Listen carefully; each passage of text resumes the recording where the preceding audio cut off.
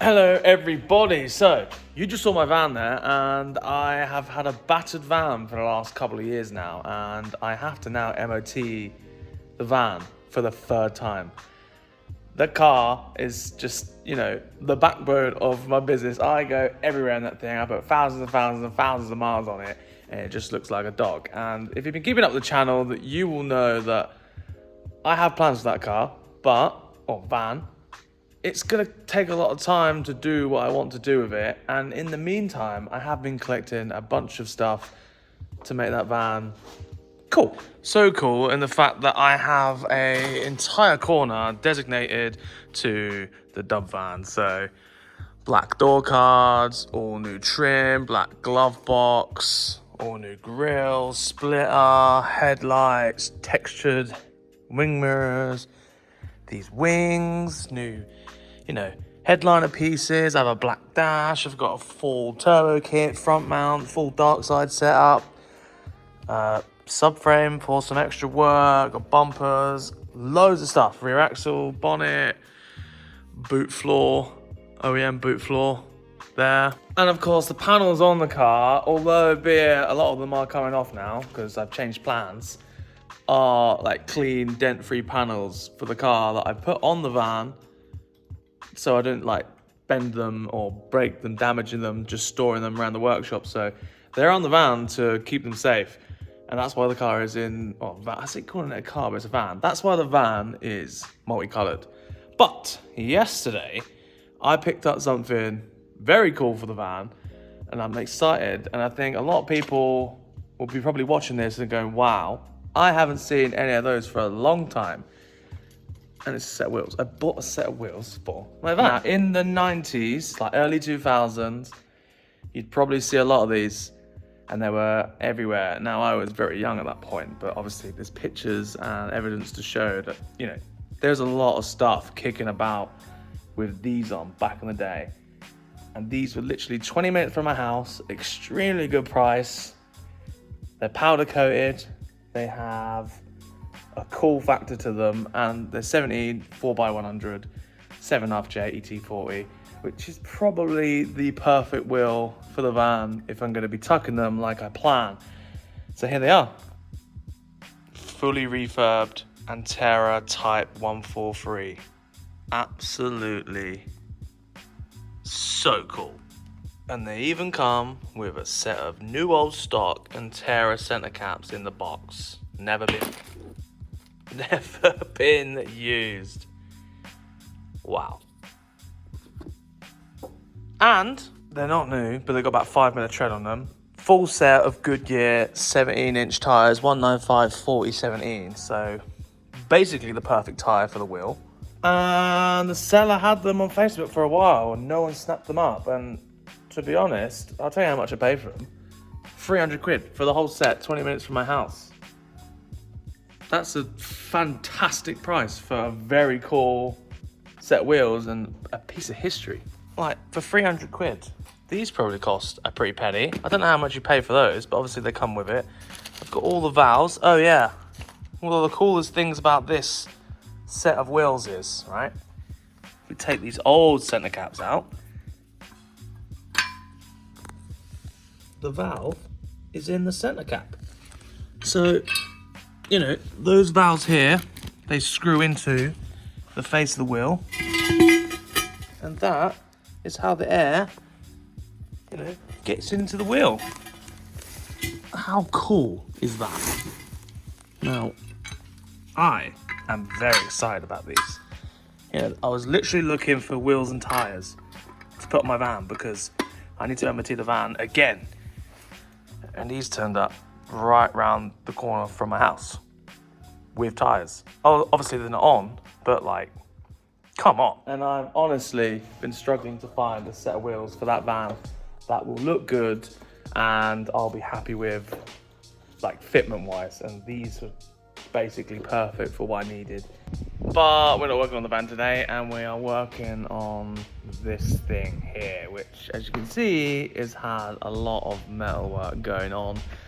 And we're doing more work. Obviously, the last few days you saw me doing a lot of work on the Datsun. I've done some more work on it, but I think that'll be Friday's episode where I start doing a little bit more work onto this and getting the tunnel finished up.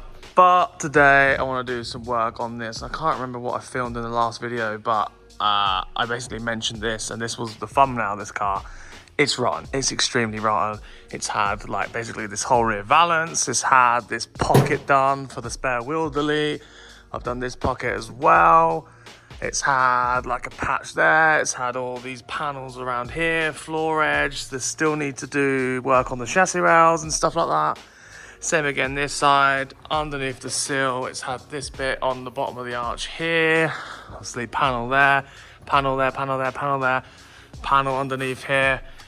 Yeah, this is a never-ending task. It's actually had a big panel on the inside of here. But today, I'm bored of rust. I want to do something fun, which still needs to be done. And the reason this came in here first was the sump got smashed. And I filled the little pocket that was worn away with weld. It's now got oil in it again. Everything's sealed up again. Everything is good there. But as you know here, everything goes low. Everything has safety measures. And just welding the sump up and sending him on his way again is not going to be okay for us. Now, we need to raise this sump. You could reinforce it and put a big plate underneath it, but you're then just, you know, making the reinforcement closer to the ground. So we need to raise the engine. Now, raising the engine isn't the problem. That bit's fine. We can put some shims or spacers, whatever it needs, under the engine mounts and lift the engine up out of the way. What is the problem is that this car has a custom-made exhaust, which has been tucked up considerably. And if you have a look here, you can see the downpipe goes there, and you can see exactly where that exhaust was sat. Now, that was in line with this chassis rail, right? And the exhaust comes downpipe like that, sits against the body, and that is vibrating a ton in the car and always has done. Now, if we're gonna raise the engine, that's also gonna get a lot tighter to the floor. Perfect time right now is to basically cut this section of floor out, lift it up so we can then lift the engine and the exhaust up out the ground, and it won't be on the body, and we'll also have clearance on the sump. So perfect time to raise the exhaust up.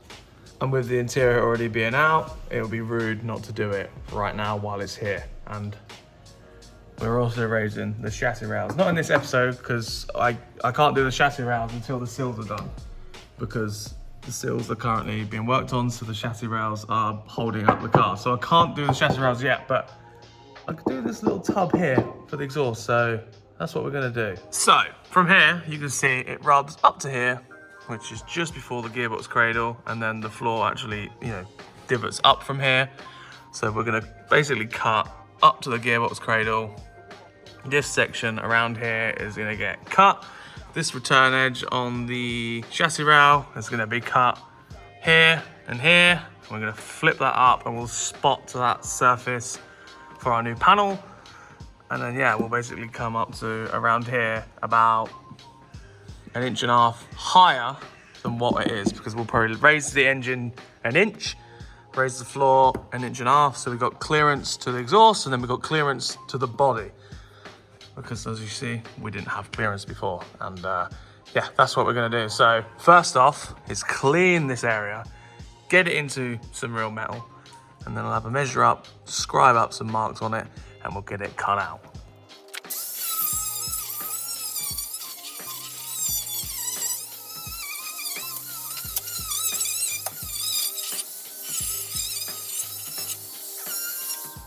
Right, now I've got that area clean. You can actually see it was a little bit rusty on that seam. So it's a good job we're cutting that seam out. It looks like it just ends straight there, but the metal around it is really, really nice. So yeah, start a small section first. I'll cut it out roughly, and then we can make the hole bigger afterwards after we made the panel. So let's cut some of this floor out.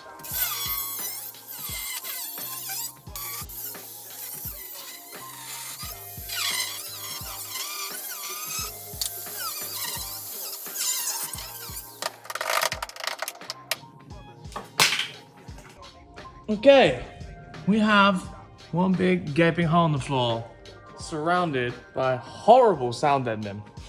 And before I go any further, I will clean that up. So 3, 2, 1. There you go. That is cleaned up in the area that we need anyway. I absolutely need to invest into some dry ice to get sand deadening off. I tried chiseling it off, I tried heating it up, it just didn't work. So use the old trusty death wheel on the grinder and made a mess, but we have a clean surface to work with. Obviously I'm gonna probably have to clean it up a little bit more, but we can now work with it. So next, right, as I said before, this flange here, I am gonna fold it upwards and we're gonna use that as our base point. Now, I thought it was dead straight and it's actually quite curved. So what I'm gonna do is, you know, slit it just there. We're gonna have one there. We're gonna have another cut just here and then probably another one right there. So bend it in sections, get it all flat, upwards, and that is where we can start from. And then we can start massaging this area here, because I'm gonna try and get rid of this little bump here. It gets a little higher up here. This is where the box is, but this box is being moved at a later date because we're gonna put the box at the back over there. But yeah, this area here is high enough, but you know, the exhaust needs to be in this little cutout. So we'll just smash that in a little bit, massage that area of the floor to yeah, make it look a bit nicer. So let's do that.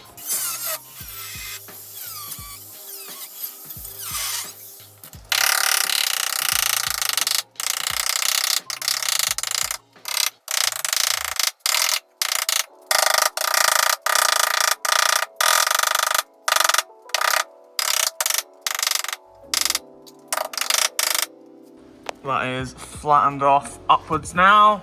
This bit, you know, slices there just because obviously too much material there, so cut that on that edge there. So now I'm gonna make a panel that comes off from this mark here, you know, 2 inches up, and then put it in the folder and then come across here, and then basically I'll try and get it in from the underneath. Yeah, gonna do some measuring, cut out a metal, and then do some folding and shoehorn it in underneath. And as you can see, I've massaged this area here.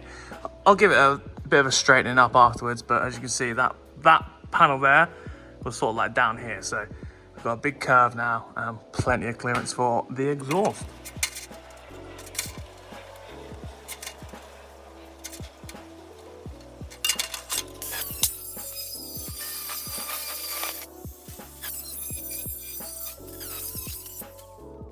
Right, basic piece of metal. Gonna bead roll this, but this piece here I need to bead roll. Now I've cut it a little bit long in hope that I can trim it afterwards, basically. So I'm gonna come off of here like 1/2 inch, come off of here 1/2 inch, put some lines in it this way, and once it's folded, I'll then decide where I want to put these lines here, because the chassis rail is ever so slightly wiggly from factory, so I'm not quite sure until the piece is made, but I'll be able to get this edge in on its own to put some lines in it if I want to. So yeah, let's do a little sketch on here, do a couple of lines in it, change the dies, get it through the bead roller, and then I'll chuck it in the folder. Let's go.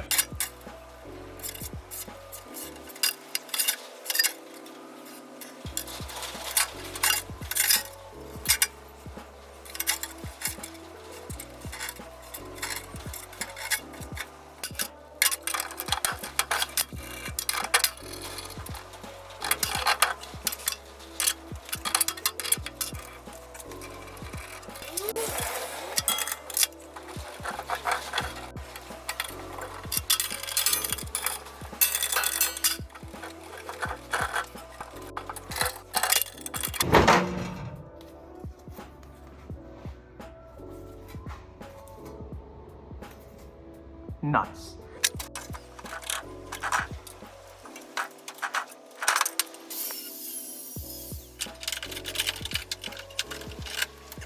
So that is literally balanced in there. I've done a bit of jiggery pokery, done some trimming off the camera, and I basically am gonna have to start welding it in at some points along here, and then I'm gonna have to massage the chassis rail, not the chassis rail, the panel into the chassis rail as I weld it in. So we've got a nice 90 there, lots of clearance, but we want to be able to start here to hold it and then shape it, because it's such a weird shape beat it, and then I think we'll do a closing panel over here and finish off this gap along here and try and make it like a diamond shape along here. So we'll probably end up cutting this section out. So as you see here, we're actually quite close to where we're going to be fitting. So I'm going to clamp it into position, go on the inside, draw around it from the inside, and then start tacking it.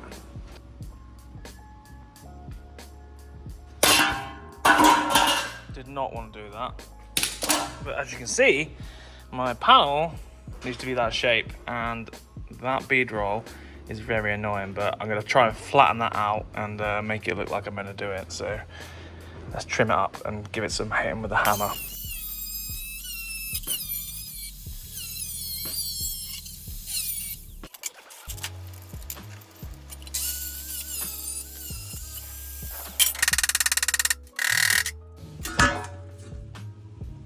Not bad. I banged it back in the bead roller, and it's okay. It's not bad. Let's try and get it in the car now. That's one of them. Fits around that edge there. So basically, this is going to be terrible because you see here there is seam sealer in between these two seams. So I've got to try and burn that out before I can sort of like weld that edge there. Got to do a couple of spot welds all the way along. Yeah, a bit of preparation. We'll do some tacks and then we'll figure out what we're gonna do when, you know, closing that gap there. But yeah, I'm gonna get some more cleaning done because that seam sealer through there is gonna just ruin the weld. Problem with cars like this, they just fill the bulkhead with sound deadening and stuff like that, just so it quiets the car down. But they didn't think about, you know, channeling the floor pan to put an exhaust there, did they? Terrible, terrible people, these Nissan people.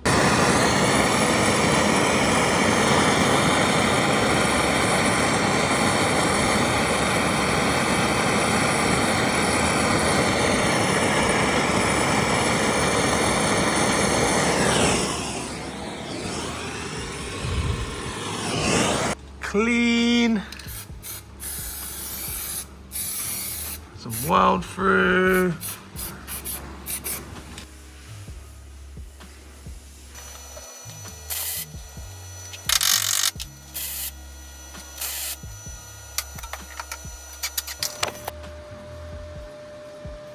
Alright, that is all welded in. Made sure I welded all the way around. I'll grind this off afterwards, but obviously the shape of the chassis rail, I thought I could stretch it a little bit more than what I have done. So I might just sort of lob this off here and then make the extra panel like I was going to just back here, make it a different shape from the inside, and then do this in two pieces. This chassis rail doing this has it's caused me a little bit of difficulty, but I'll find a way to overcome it. But we have the clearance now, for starters. Obviously we was down here, so we've achieved something right now, but obviously I've got to finish off how it joins back here, and I'm gonna make it up as I go along. In typical fashion, I have skipped a few steps and it's done. So let me just show you the finished result, shall I?